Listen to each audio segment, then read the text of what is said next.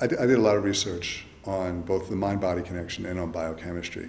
And I wrote, as part of the book, I wrote an appendix that I presented to the American Holistic Medical Association.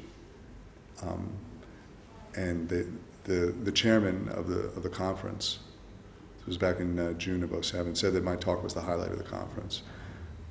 What I was able to demonstrate, just based on what's the scientific research that's out there right now, is that the metabolic, what people call metabolic syndrome, which is a precursor to type 2 diabetes, is the starvation response. In other words, we've been gaining weight because of starvation. And the exact same chemical things that happen in your body when you have metabolic syndrome, insulin resistance, elevated triglyceride levels, elevated pro-inflammatory cytokines, all of these things, that's what happens when you're starving.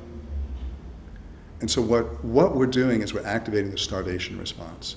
And what I was able to show is that there's a whole other type of stress, which I call the starvation stress, which is not the fight or flight stress of running away from a tiger. It's a completely different stress. And that's what's causing obesity.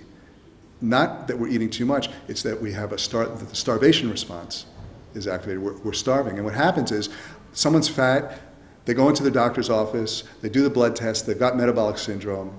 What does the doctor do? He tells you to go on a diet.